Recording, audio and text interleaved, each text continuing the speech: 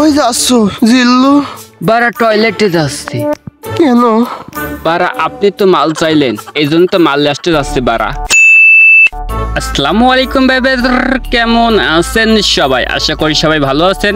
MA entertainment YouTube channel থেকে আপনাদেরকে স্বাগতম। সো গাইস, থাম্বনেল এবং টাইটেল দেখে অবশ্যই বুঝে গেছেন আজকের ভিডিওতে মারিয়াম মিম তার সেক্সি বেডিতে লাগিয়ে দেব মলম। তো আর দেরি কি, চলো মারিয়াম মিমকে তার ইন্টারভিউ নিয়ে আসছি। হে লেডি অ্যান্ড জামা প্যান, ওয়েলকাম টু ভিডিও শুরু হওয়ার আগে হেডফোন পরে নাও বারা, না হলে কিন্তু ঘটনা ঘটে যেতে পারে বারা। যখন আমার লাগে গরম, থাকে না লজ্জা শরম, বেহুশ হইয়া পইরা থাকি কত জনে দেয় পুষ্টি। চুপ থাক আল্লাহ। তো শাকিব খানের নায়িকা কেমন আছেন বারা? ভালো আছে। তো কেমন লাগছে আমাদের গাজাখোর বাগান লেওরা? অনেক ভালো লাগছে, অনেকদিন পর আসলাম বাইরে। শাড়ির মধ্যে লাল ডাবটা ডিজাইন করছেন লেওরা? আমি সবসময় নিজের ডিজাইন পরি। আমার গাছে বড় বড় ডাব থাকে। আপনার ডাব গাছের দিক সবাই তাকিয়ে থাকে, এটা আপনার কাছে কেমন লাগে? সেটা ভালো লাগে। শুনলাম শাকিব খানের সাথে মুভি কাজ করতে চান, তো শাকিব খান আপনার কি দেখে কাজ দিবে আপনাকে? কারণ আমি হট অ্যান্ড সেক্সি। যদি আপনাকে শাকিব খান প্রেগনেন্ট করে দেয়? বললাম শাকিব খানের সাথে কাজ করে প্রেগন্যান্ট হলাম, সমস্যা কি? না শাকিব খানের বাচ্চার মা হবে, এটা ভালো না? আই বলে লেওরা সেলিব্রিটি মানুষকে? অবশ্যই এত বড় একজন সেলিব্রিটি মানুষ ওনার বাচ্চার মা হওয়া কি জানার কথা?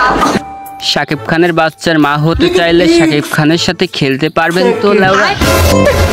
আমরা সবকিছুই খেলতে পারি ভাই, আমরা পারি। সো মেরা অলরাউন্ডার।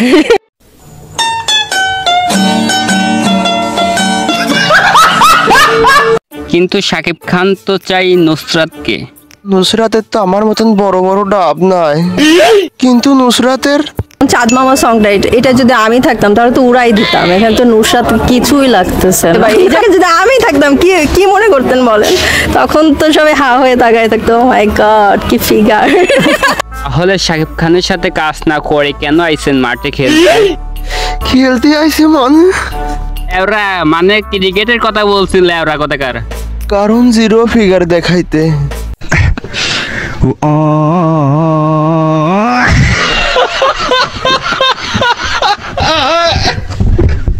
ফিগার যদি দেখাইতে যান তাহলে আপনার ডাবের উপরে ক্যামেরা ধরলে দোষ লেওরা। যখন আমরা খেলার মাঠে খেলতে যাই আপনার ফিগার দেখাবেন, এটা আপনার চয়েস, আর আমরা পাবলিক আপনার ফিগার দেখবো, এটা আমাদের চয়েস। সো গাইস, আজকের ভিডিওটি এই পর্যন্ত। সবার কাছে কেমন লাগছে অবশ্যই কমেন্ট বক্সে জানিয়ে দেবেন। আর ওরা আজকের ভিডিও যদি ভালো হয় তাহলে অবশ্যই কমেন্ট বক্সে জানিয়ে দেবেন।